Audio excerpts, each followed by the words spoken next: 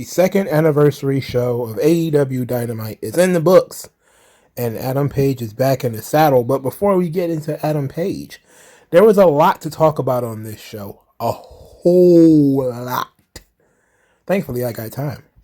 So, first match, Jurassic Express plus Christian Cage plus Bryan Danielson versus the Super Elite, which consists of the Young Bucks, Adam Cole, and Kenny Omega. So, let's get into the botches, because the botches are really the only thing that's worth talking about in this match. It was flippity-doo-dah. Everybody did everything. Somebody had a sign that told Bryan Danielson to get a tan. I didn't do a video on people threatening his family and all that kind of stuff, but look, man, if you're one of these idiots out here who think that our Lord and Savior Bryan Danielson has done you wrong, or is a traitor, or a backstabber, or anything, you have to treat wrestlers like, sometimes you have to treat women. They belong to the streets. They don't belong anywhere. They're just wrestlers. They're independent contractors. If he was signed to WWE for 10 years, that's a surprising amount of time, to be quite honest. Most wrestlers don't homestead in one place that long unless they own the promotion. So don't take it personally when guys decide to move on. That's actually what they do. It's what they're supposed to do. This idea that guys are supposed to just stay somewhere because that's where their fandom is. It's like, no. And plus, we already know, whenever a new promotion pops up, people are in a rush to get there. There's already people who are there on the ground floor, and then they have a flood of new people. And then, the energy burns out. They did it to ECW, they did it to TNA, they did it to Ring of Honor, they did it to every promotion thus far. AEW is not going to be any different. Eventually, AEW is going to settle down, and it's going to become a regular wrestling promotion, just like every other regular wrestling promotion. And this kind of stuff will not be that big of a deal. So if you're one of these idiots out here messing with Saint Daniel, you need to headbutt a rusty nail. Okay? Leave that man alone. All right, so let's get into the botches. Because Christian Cage got taken out of the match. He got spiked on the ring ramp. Ooh, that sounds bad. Except for the Young Bucks, who jumped springboard to do their, what they call it, the Indie Taker. I don't know what their moves are called. I don't know.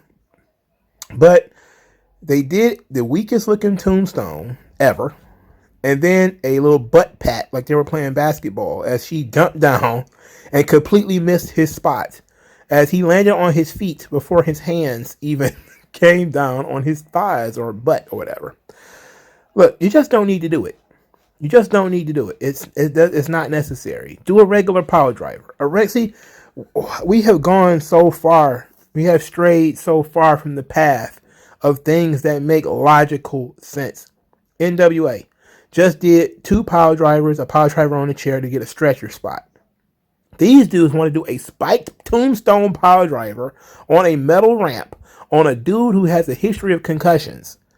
And we don't do a stretcher spot or nothing. He doesn't come back, which is, I guess, is selling it technically. But it looked weak. It looked stupid. It looked fake. Why do it? Why even waste time doing it? There's no need to do it. If you think that wasn't bad enough, the Young Bucks did their spot where they ran and then they kissed Adam Cole. They did it again. I mean, imagine being in a fight and your opponents start kissing each other. You've never seen that in UFC. I've never seen a guy just start, kissing other people on the cheek during the fight. Never seen that before. Never saw that in boxing either. But hey, this is pro wrestling in modern day. And then the crowd chanted "Holy shit" to the Young Bucks kissing Adam Cole on the cheek. That should tell you a lot about their fan base. There's a lot about Philadelphia I don't understand. That kind of, how they just accept everything as supposed to be smart wrestling fans is a thing that's beyond me. And to be quite honest, in cities like Philadelphia and Chicago and New York City are some of the worst wrestling fans in the world because they have no taste. So the idea that, if you're over in Philadelphia, if you're over in Chicago, you're over. It's like they cheer everything. They have no discernible taste. All right? We've seen the Chicago crowds and the Philly crowds and the New York crowds just accept some of the weakest, stupidest, dumbest stuff. We've seen them just go with it. When they want to. When they want to just go with it, they just go with it.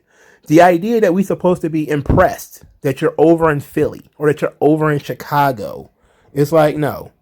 Those rough crowds from the 90s, okay. Are they still considered A-towns? Yeah, they're still considered A-towns. Like, you still want to do well in Philly and Chicago, and those are big markets. But the crowds are not the smart crowds that we always thought that they were. They're idiots. All right, and then we see that they're more idiots than we thought. Or maybe it's just the way that these crowds have evolved over time. Like the Philly crowds have always been specifically brutal, and that's really what made them a very tough crowd to perform in front of, because they were really hard. It was really hard to get over, and that really was what made Chicago and New York and Philly really good crowds, because it was really hard to get them. They wanted to shit on everything. They were out there to get themselves over.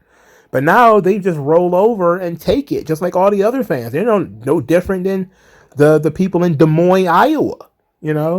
It's just they're just louder and have more money.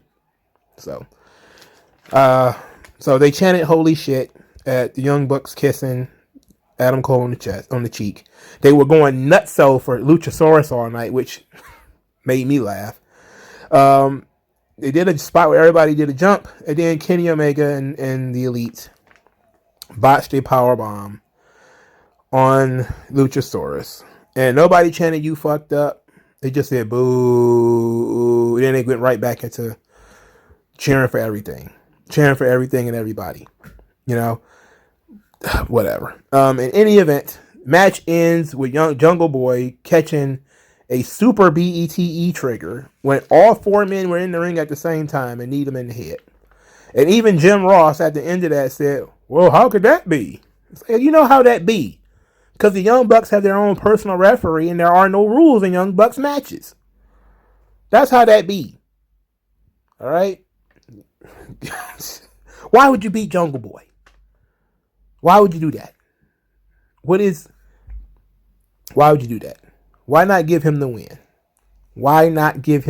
Never mind. Let's move on. I'll talk about Jon Moxley's promo when we get to the ladder match. So let's talk about your boy Phil. So your boy Philip, he goes out there and he says that he's still not tired of the Love Fest, wants the Love Fest to continue. Then he starts talking about his Jordans. And it says that he didn't have any money. He never really had money as a kid. Moved to Philadelphia, ate, slept, breathed wrestling. Then through wrestling, I'm guessing this was Ring of Honor, he was able to buy an iPad and a laptop, and he felt rich. Not monetarily rich, but spiritually rich. Then he says that, because he was immersed in a community. And he feels back to be back in that community. When people start calling things communities, your ears should perk up. Your eyebrows should get a little higher on your forehead, because that's a buzzword. That's a red flag. This is a business. It's not a community. You aren't your friends. This is a business. You trade labor for money. It's a business. These are not your friends. And we learn that every time a wrestler gets canceled. These are not your friends. This is a business. This is a Shark Tank. These people will stab you in the back immediately. They're just looking for a reason. And to be quite honest, the more they like you, the more, or they claim to like you, the more they're looking for reasons to destroy you.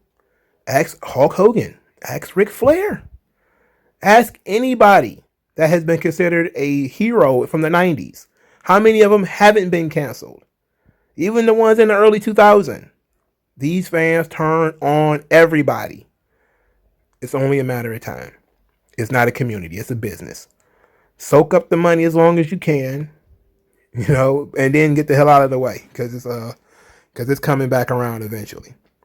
Anyway, CM Punk starts talking about he wants to give back to Philly. He said, I could buy all of you cheesesteaks, or is it cheesecake? I think he legitimately forgot whether it's cheesesteaks or cheesecake. They booed that, because he should definitely know the chief cause of obesity in Philadelphia, especially if he lived there. He should know better. Anyway, he says, well, he covered it up pretty good, though, by saying that I can wrestle for you guys or I can buy everybody cheesesteaks. And they chanted, they wanted him to wrestle. He says, you guys buy your own cheesesteaks. I'm going to wrestle. Then he called out Daniel Garcia for Rampage. And then he did something that I actually don't have a problem with. That he gave his shoes to a fan. I thought that was very nice. It was very nice. Right off his feet, he gave them to a fan. That was really good babyface stuff. That was also him trying to cover up for the botch earlier where he didn't know cheesesteaks or cheesecake. And he's just kind of got to do something to divert that. That I don't know what they eat in Philly, even though I lived here. And that was my whole story, was that I spent all my time in Philly immersed in a community of wrestling and all that crap. I told y'all he ain't got nothing to say, right? He ain't got nothing to say. He spent all that time talking about living in Philadelphia and being immersed in wrestling communities. What the fuck, that ain't doing anything. Why not come out and say, I'm not done. I got scores to settle. Daniel Garcia, you thought you was going to get off for just attacking me? No. Now we come back to you. I didn't forget about you. We had to go through this whole rigmarole about the love fest, and I'm not tired of this yet, and y'all not tired of this yet, and I want to keep doing this, and hey, look at my shoes, guys. Oh, hey, guys, let's talk about cheesesteaks and cheesecake. Man, get the hell out of here. Man, y'all boy Phil, I'm telling you, every week I get proven right, And guess what? They just gobble it up. Like, Nobody says anything. Nobody says how his promos don't make sense, how they're stupid, how it's a waste of time for him to sit here and talk about shoes and hanging out and doing pro wrestling. Like, this ain't a podcast, motherfucker. That's some shit you sit down and you talk to Renee Young about. This is a wrestling show. You need to be talking about a wrestling match. Sell a match. What match did you sell through most of this promo? None. Moving on very quickly. Arn Anderson was on Busted Open Radio, said Cody is too Hollywood. They showed the clip, which I thought was very interesting. Then we go to a vignette where Arn Anderson is burning barrels on Cody's lawn. So he's oh my God. You remember, I assume that a lot of the people who are listening to me are, let's say, hood in some way. Maybe you're Hispanic, you're kind of poor white, black. So I'm pretty sure you saw New Jack City, right? Where the dudes were singing around, living just enough. That's the first thing that popped into my head when I saw a burning barrel. I just started thinking, bum, bum, bum, bum. Which is an old Stevie Wonder song, by the way. Living just enough for the city. But I forget who, was it Boyz II Men that sung it in the movie? You saw New Jack City, goddammit. In any event, Arn Anderson is burning barrels on Cody's lawn.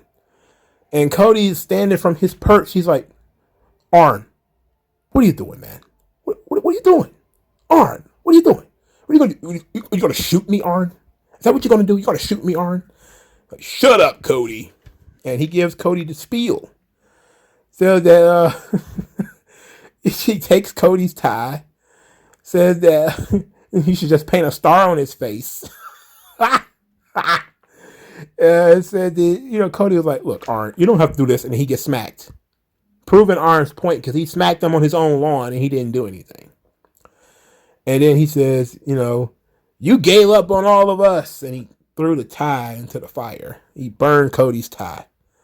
And I just was like, man, Arson Arn, not quite as great as Armed Arn. I love Armed Arn, okay? Murder Arn is awesome. He's fantastic. It's good business, okay? Arson Arn, when he brings the fire to your doorstep, not bad. Not bad. He should have just left a flaming bag of poop on Cody's porch. I probably would have gave him an even bigger reaction because Cody's like, Arn, what are you doing, man? Did I forget to leave you a 6-pack? In any event, I love the segment because I liked what he was trying to. I like the story that they're telling here. That Cody's gone soft. Cody's too Hollywood. He cares about everything except these matches. And Malachi Black is serious. He's a dangerous man. He's a fighting machine. He's gonna kill you. He's gonna murder your Rock. And that's where we're going here. I don't know why they're still feuding. I have no idea why that's happening. But the point of Arn Anderson is to try to wake Cody up. And him hanging out outside of Cody's house, burning barrels, and talking to cameras while Cody is in the house. And Cody's in the house fully dressed, like in a suit. Like, like, wouldn't it have been more realistic if he was like wearing house shoes and like a robe or something like that? And he could be like, Arn, I got a newborn, Arn. What are you doing out here? It scared the shit out of me. And that would have made a lot more sense. Cody coming out there like, oh, that old Arn, what are you doing out here, man? It's like, no, man, come on. The guy violated your house. Are you serious? It's ridiculous. All right, so we get a vignette for Bobby Fish. Who cares what he has to say? He comes in to lose. So Bobby Fish gets beat by Sammy Guevara. Sammy Guevara fell on his head twice in this match. Probably 3 times that I noticed. One thing that I did kind of like, even though it felt fake, they did an insert promo where Sammy Guevara, who says, I'm a man of my word, in a very wooden way, and says that he, Fuego, here's your new truck. And then Fuego's like, I'll trade it to you for a TNT title shot. And then they laugh. Fuego, you're a funny guy. And I'm going to keep doing what I said I was going to do and defend this TNT championship. It just felt like it felt corny and staged. Like they may have done it to the point where they finally got it right. It's a good babyface thing, that's for sure. He gave his buddy a car. But, he said he was going to do that, so he did it. Okay, cool. I don't know. I think, how many times did I say Sammy Guevara fell on his head? Twice. So he kicked him. Fish kicked his legs while he was on the top rope. He fell on his head. Boop. That was ugly. He was able to finish the match, though. I think he fell on his head again later. He might have even got suplexed on his head. These guys love head and neck bumps. They watch too much New Japan. Sammy Guevara wins, of course, because Bobby Fish is an old man, and they just bring people in to do jobs. And it makes the guys look good. That's it. I don't know. Let's talk about that in the comment section. What do you think about these? They just bring in ringers. Like, they just bring in guys like Warhorse, right? And these guys get title shots. But you have guys that have been on the roster forever can't get a title shot. Guys who have these winning records on Dark and all that kind of stuff. They don't get no title shot. Hobbs didn't get no title shot. What makes Bobby Fish worthy of a TNT title shot and Ricky Starks isn't? What makes Bobby Fish worthy of a TNT title shot? And this is the company where wins and losses matter. That's why I'm making this point. In WWE, they don't give a shit. And like I said about the NXT video, they give people who are 0-0 records, people who are brand new, making their debuts get title shots. It doesn't make any sense, but it's consistent. Right? At least it's consistent. You mean you don't have to prove yourself. AEW keeps talking about how you have to prove yourself. You have to prove yourself. And then guys literally come off the street and get title shots. Make it make sense. Make it make sense. Please. In any event, after the match, after Sammy Guevara wins, Dan Lambert and his MMA goons show up. Scorpio Sky jumped Sammy Guevara. They put a fairly weak beat down on him. Fairly weak. Paige Van Zant was the distraction. They beat him up. Fuego del Sol runs to the ring. He got beat up too. The good thing. Then Chris Jericho, his music plays. He, I wouldn't quite call it run. Let's say he got to the ring as fast as he could. And I think he needed like one of those Big Show scooters to get to the ring. I think he needed one of those Braun Strowman Royal Rumble scooters to get to the ring, We're going to get to that point one day where Jericho's going to come out there and he's just going to take forever so that people can sing Judas, because I don't think anybody likes Judas as much as Jericho likes Judas. So Chris Jericho and I'm about to call him Sammy Hager. Jesus Christ, Jake Hager. They they chase off all the MMA guys, and Chris Jericho beats up Junior Dos Santos. Chris Jericho beat up Junior Dos Santos in a fighting exchange. What on earth? I know Junior Dos Santos. He's not a wrestler. But you got to be smarter than that. I would have much have rathered him just bail out because, it's like, you know what, I'll handle this some other time. Than him get into a fighting exchange with Chris Jericho and lose. What on could you be more delusional? Nobody believes that. Nobody believes that. See, when people say stuff, like I think I had this conversation probably a long time ago. Might need to have this conversation again. In situations when you have baby faces and heels, which you should always have in wrestling. Babyface should always be the better fighter, should always be the better wrestler. That's how it works. That's the impetus for the heel to cheat. If they stand up and they're throwing hands, the babyface should win the fight. If they're grappling, armbar, takedown, arm drag, all that kind of stuff, babyface should win. Why? Because then you can show frustration and then you cheat. But, in very, very, very rare occasions, if the heel is Kurt Angle, you do not out-wrestle Kurt Angle. Nobody's going to believe it, okay? Nobody will believe you can out-wrestle Kurt Angle. Kurt Angle's an Olympic gold medalist. Nobody's going to believe it. Nobody's going to believe that you can out-wrestle Brock Lesnar. Nobody believes it. Nobody's going to believe that you're going to take your fist and out-punch Brock Lesnar, which you have no MMA experience. You have no wrestling background. Nothing. You're just going to beat up Brock Lesnar. Nobody believes it. Unless you're the Undertaker. That's the only time people get away with it. Very rare occasions do you have a situation where an MMA fighter, and I'm talking not just a random MMA fighter, I mean a high level. Junior Dos Santos is one of those guys. You don't put him in a fist fight scenario and he loses. That makes no sense. Nobody believes that. That's ridiculous. It's basic pro wrestling psychology. I will give them that. But it makes no sense. We saw this guy in a cage beat men up. For real. No, he's not going to lose a fist fight to Chris Jericho. No. I don't care how much you love Chris Jericho. It's not realistic. It's stupid. It's just plain stupid. You could have had Jericho cheat. That's the good reason for Jericho to cheat. He should have had like bear mace or something like that and sprayed Junior Dos Santos in the face with like he did Bill Goldberg that time. It would have been far more realistic than him going in the ring with a UFC heavyweight champion and beating him in a fight. That's stupid. Nobody believes that shit. I was left scratching my scalp after that one, dog. I was just kind of like, I know Junior Dos Santos doesn't know any better. I'm going too long about this. I'm just saying how ridiculous it is. And again, nobody said anything. Imagine somebody put who would it be? It would have to be like some old idiot, right? And you throw him in the ring with like a young Kurt Angle, and they get into a grappling match, and Kurt Angle gets taken down. You'd be like, wait a minute. What do you mean this guy can take down Kurt? Nah.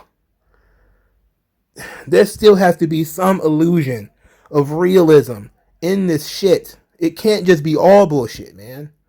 We know wrestling is bullshit. It just can't be all bullshit. I had a good analogy for that, but it'll be too long for me to go into, so I'm going to talk about it some other time on a shorter video. So Dan Lambert called the song stupid. The fans continued to sing, of course, because that's what they're supposed to do. Then said Jericho's been in this business a long time, but that Rampage is coming to Miami, and his homeboy Jorge Masvidal will be there. Hey, maybe Sammy Guevara could beat him in a fist fight. Then in the Inner Circle, 6-man tag, Junior Dos Santos plus Man of the Year versus the Inner Circle, which I guess would be Chris Jericho, Sammy Guevara, and Jake Hager. because Santana and Ortiz weren't out there. Why? Who knows? I guess they were in the back doing Santana and Ortiz things, like, braiding their hair, painting their faces. I don't know. Why would you do that? Why would you have this situation? These guys not involved. Jericho had a bocce mic and ended up just saying, "We're going to beat the shit out of you guys," and that was it. So it's going to be Junior Dos Santos going to have his first wrestling match on Dynamite next week. That ought to be fun. I'm genuinely interested in how he's going to be as a pro wrestler. It's like I was morbidly interested in Cain Velasquez, and I wanted to see that. And I think that Cain Velasquez probably would have been better for this role because he already has the wrestling thing down. I think he's going to go back to wrestling soon anyway. Probably not for WWE, but I think he's going to go back to AAA, which is where he wanted to be anyway. I don't think he want to do worked MMA. I think he wants to do pro wrestling. So let him go do pro wrestling, man. WWE really dropped the ball on Kane too. Bringing him in to do this mock MMA thing with Brock, I didn't really care for that. But, they missed an opportunity there. I did see his first match in AAA, though. It wasn't bad. He was in a 6-man tag. Similar to this, right? So we'll see how Junior Dos Santos really does. But for heavens to Betsy, if I see Sammy Guevara beating up Junior Dos Santos in the corner or something like that, I'm going to have a fucking aneurysm. I know I am. I'm an act of fool, dog. Keep some level of realism in this stuff, man. We know it's bullshit, but let's be realistic here. I'm going to tell you the reason why it bothers me so much. It bothers me because it really exposes the business. Like, for a lot of people, look, AEW exposes the business a lot, right? They do silly shit. The kissing, the hands in the pockets, all that kind of stuff. But nothing makes it look faker than somebody we know is a legit lethal human being being put in these situations where they look silly against people who have absolutely zero qualifications, right? Which is why when you bring in boxers and MMA fighters and stuff like that, they work as referees, they work as enforcers. And to be quite honest, I didn't like it when Ken Shamrock was doing it either, because he was doing like random jobs to people, but they did a decent job, of at least making when Shamrock did get beat up, and sometimes when he would get beat up, it would look realistic in a way. It was never really all these times where guys were out grappling Ken Shamrock. It was just a lot of chair swinging, a lot of cheating, a lot of nonsense, because that was the Attitude Era, So it's not like I just created this out of thin air. When you look at how they presented Ken Shamrock, where he picked up Bret Hart and threw him at WrestleMania 13 and then dared Bret to do something, and Bret was like, no, and walked out, right? Like, I can take a lot of guys. I can't take you, right? You're too legit. You backed up. That's what you're supposed to be trying to do with MMA fighters. That's what you be doing with boxers. When Shawn Michaels took the big punch from Mike Tyson, that's what you should be doing with boxers. And, because when you do the shit that Antonio Inoki was doing, I'm going to bring in Leon Spinks and beat him in a wrestling match. People are going to be like, okay, you paid this guy a lot of money to do a job for you. You exposing the business. It doesn't look real. It looks silly. That's why it bothers me so much. Not because it's AEW, but because everybody already knows. Once a boxer or whatever get washed up, they can't do it anymore. They start going into wrestling and they start doing silly shit like doing jobs for nobodies. Because they've already made the money and it's not about pride anymore. It's about money now. At least have some level of decorum here. Like, I love when Floyd Mayweather busted the Big Show's jaw and his nose. Not just because I hate Big Show, but because it added a level of realism to the story. Because if they were the same size, Floyd Mayweather will fuck the Big Show up. But of course they're not. So that made sense too when they had the match. It made sense for Big Show to be who he is. All right, let me get back to this show and stop talking about that stuff. All right, so the Acclaimed, Max Caster did a very neutered rap. It was bad. It was so bad that Anthony Bowens completely overshadowed what he said, but he called the Lucha Brothers Scooby-Doo villains. I like it. They get a title shot on Friday on Rampage. They've just decided that the Lucha Brothers are Rampage champions. They're basically one level above Dark. That's That's essentially where they are. They aren't featured on TV. They're one level above dark. Speaking of being one level above dark, the big announcement from Tony Khan and Tony Schiavone is that there's a new championship, the TBS championship for women. And I said to myself, Audrey Edwards, BoJack Horseman herself, unveiled the title, and it's just the TNT belt with the TBS logo. It's the same exact belt with the TBS logo instead of the TNT polo. That's a fire belt, bro. All right, look, I don't care. I don't care about them having a TBS title. I mean, it's cool and all. Why not women's tag team championships, though? That's my thing. Why do you need a secondary women's title? You know, you need women's tag team belts. You have so many women on the roster, you can feature more of them if it was a tag team, right? I mean, you had the silly tag team thing earlier last year or this year? And you had to fire Ivelisse for being a knucklehead. You could have just erased all what Ivelisse and Diamante did and had a women's tag team tournament. That would have been better, as far as I'm concerned. You know? But then what made it even funnier is later in the show, Britt Baker talks about the women's TBS championship. And she said, personally, I wanted a Cartoon Network title. Because, you know, Cartoon Network was also owned by Turner. And so she said, well, now these bitches can stop being jealous and, you know, fight for something else. And I'll have fun at the top. You have fun in your little tournament. Essentially, hey, good job being second place. Why would you have Britt Baker bury the title? Oh, but she didn't bury the title. She's the women's world champion. Everybody knows it's a secondary belt.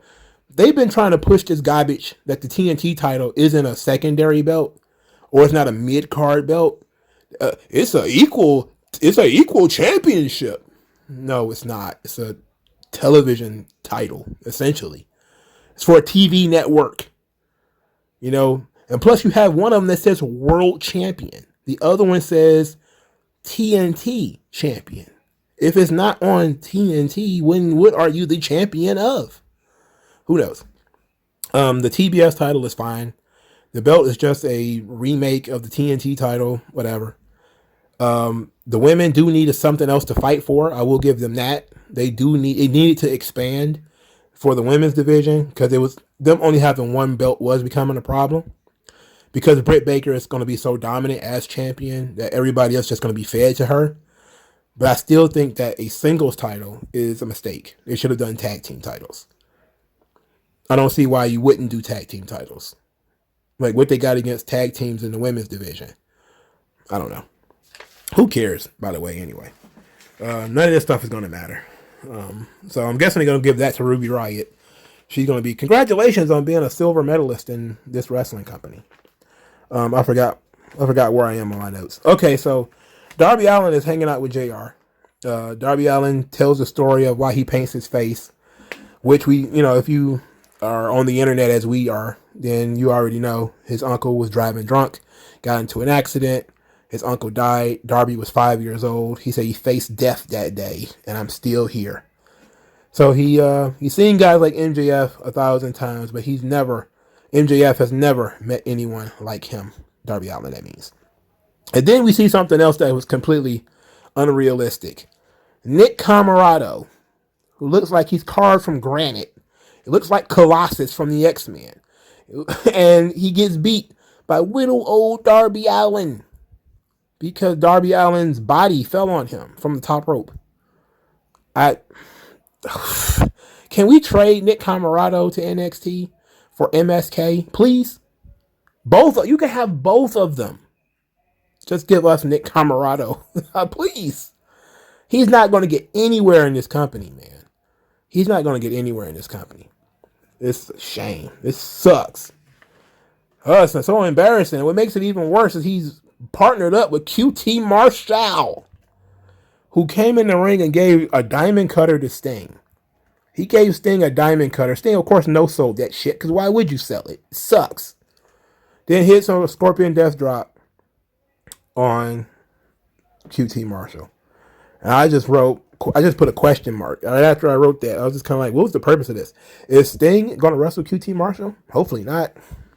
I would think Sting has a very limited bump card, and he shouldn't be wasting any of them on QT Marshall. We got more Dark Order shenanigans. Now it's a democracy. They're going to vote for everything. They're going to find that very difficult. It's very difficult to vote on things and vote on things forever. Then they joked about how they all look alike, and they do. They're all bald-headed guys with beards. They look just like their audience. All of them. I didn't say the word that everybody expects me to say. Okay? You know, if you're a progressive, you fill in the blank. They all look the same. Then we got Dante Martin. He got to cut a promo, which I was actually very interested in.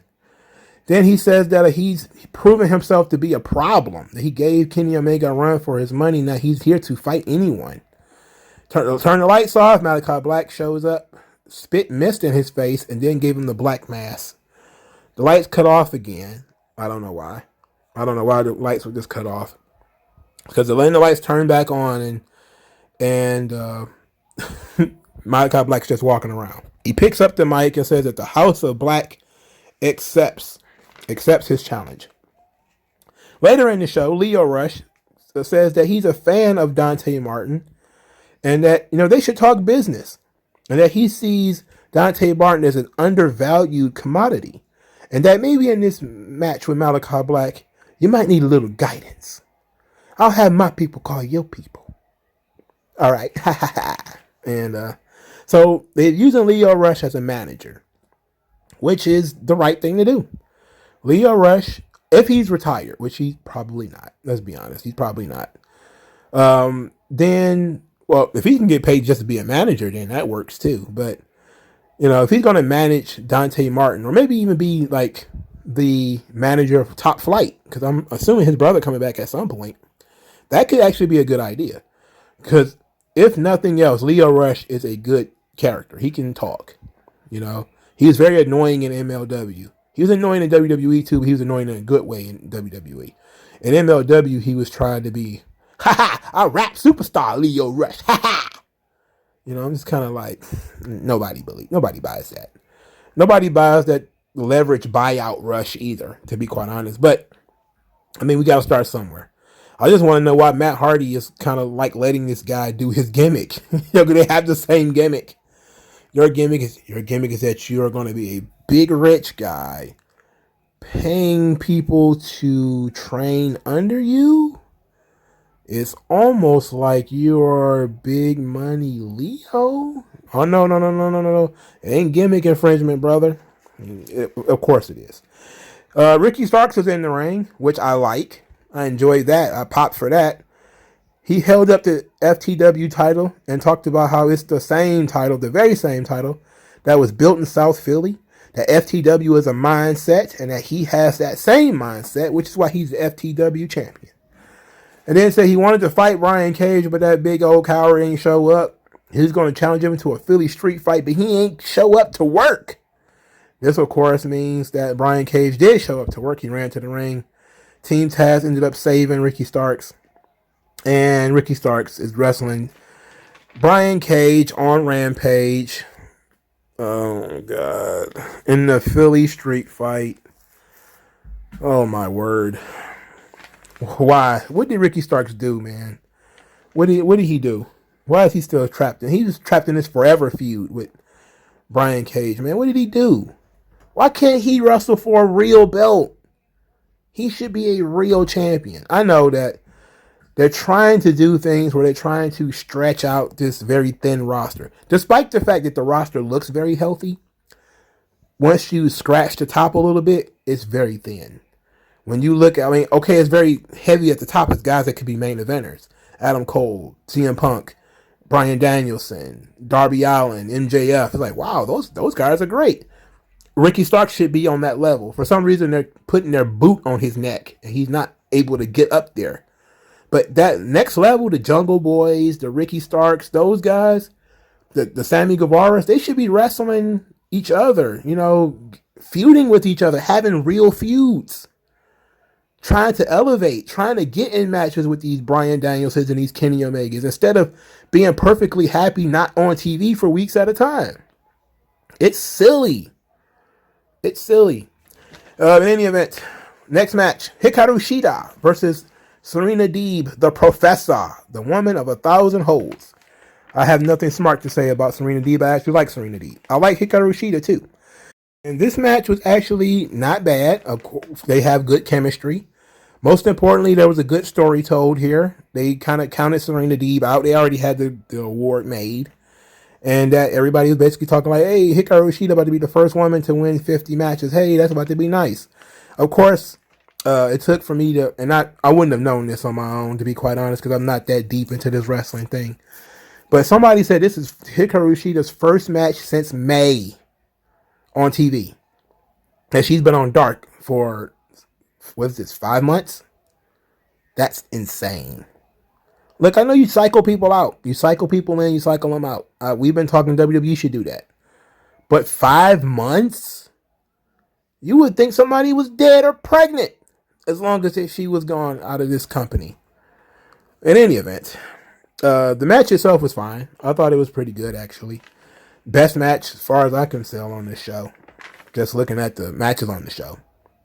Deeb wins by submission with the Tequila Sunrise. I don't know what she calls it, but it was a Tequila Sunrise. After she banged Hikaru Shida's knee on the mat, which, it's pretty vicious. After the match, Deeb smashed the trophy over Hikaru Shida's head, solidifying her heel turn. Okay.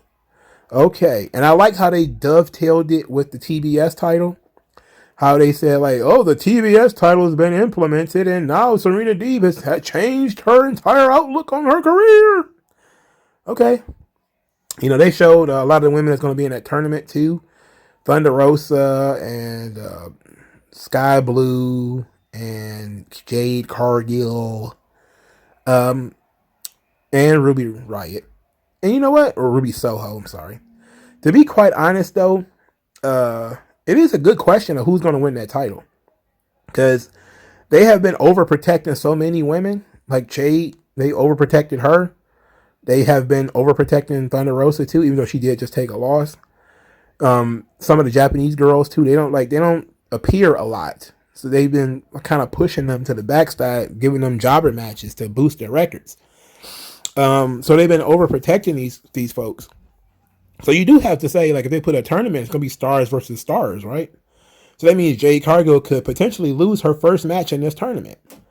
That's a booking decision that you could possibly make. I think they'll make the simplest decision that they can make, though. And that is to deal with their diversity problem by putting the TBS belt on Jade Cargill. Watch they do it. And then they'll say, the first TBS champion was a black woman.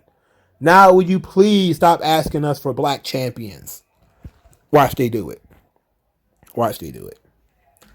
Watch they do it. And if they don't do it, that'll be something. But I think they're going to create a whole new championship. This is probably why they didn't make a tag team title, That's a conspiracy theory, by the way. I'm not casting aspersions. Just a conspiracy theory. But don't be surprised that right after Jade Cargill wins, it's going to be the first black champion in AEW, Jade Cargill. Don't be surprised if they say it. They want to say it very loudly, so that guys like Big Nasty will stop writing Forbes articles about the lack of diversity in AEW. Watch it. Pay attention. Darby gets jumped by Alex. He didn't get jumped by Alex Marvez. That's a lie. He got jumped by 5 guys in masks. They lawn darted him against the stop sign. Then did an F5 onto the stop sign and a stack of barricades. The reason I didn't factor this in with the Darby stuff is mainly because I forgot about it. But the second reason is because JR and everybody kept talking about, it's the Pinnacle. This is the Pinnacle have done this. They'll deny it, of course, but this is the Pinnacle. This sounds like something fed to them. It's clearly not the Pinnacle. Because why else would they be? Why would the Pinnacle be wearing masks? Why do they need to wear masks? They don't need to. This is a show where people assault each other all the time. Nobody wears a mask ever. This is likely a new stable, and you can look at them and tell that most of these guys are, probably nobodies. Well, I'm interested though. I'm interested. Then they said that Darby, who was supposed to have a match with MJF next week, it will not happen because Darby is not medically cleared. The same Darby Allin who, they threw him down a flight of steps he wrestled the next week. I mean, like this guy, okay, if you say so, bud. All right, so let's finally get to this ladder match business. This is the last thing we got to talk about here. So the ladder match, Orange Cassidy versus Jon Moxley versus Pac versus Andrade versus Matt Hardy versus Lance Archer versus Hangman Adam Page, who made his brilliant debut on this show.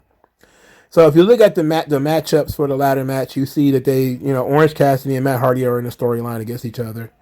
Jon Moxley and Lance Archer are in a forever feud, and Pac and Andrade have been feuding. That's really all they did. And then, of course, none of that mattered because Adam Page is owed a title shot. So he came in and won. And that was pretty much it. Was there some crazy bumps in this match? Sure. But once Adam Page came out there, the match was pretty much sold up. They just put him back where he was. They beat him, took his title shot from him, sent him home for a couple of months so he could be a dad. And then he came back and got a spot back. And I don't know how I feel about that. Like I respect it because at least they honored the story that they were telling in terms of Adam Page coming back and getting a title shot. It's a story they've been telling for over a year anyway. So it seems like they just stuck with that. And of course you can see the conspiracy of, they're going to have the real Omega Danielson match after Omega loses the title. They're going to have him lose the title to Hangman, which is the plan, So, all right. I cannot rip them for sticking to their plan. So I'm not going to do that. Tell the story that you were telling. I'm going to rip them, though, for putting Pac in this situation where he landed on his goddamn head. He took a dead eye, which is stupid of him. If he's not smart enough to not take the spot, I don't know what to tell you. But he did a dead eye from the top of the ladder through a table and really didn't protect himself. He looked like he broke his neck. He, of course, was taken out of the match. He might have just been, that might have just been a spot to take him out the match. I loathe to be one of these people who jump to conclusions and say, oh, he broke his neck, he's hurt. I don't know if he's hurt. All I know is it looked bad, and it's not going to do good for his long-term health. You can't take bumps like that. It's not good for your long-term health. And Lance Archer and Jon Moxley fighting in the crowd, that was abysmal. It was absolutely abysmal. I couldn't imagine, how many matches are these guys going to have? We talk a lot about rematches in WWE. And that's why I say WWE needs to mix in stipulations and stuff. Because every match for the last 3 or 4 matches between Moxley and Lance Archer has been some type of gimmick match. And that keeps people from talking about how much they're fighting on this show.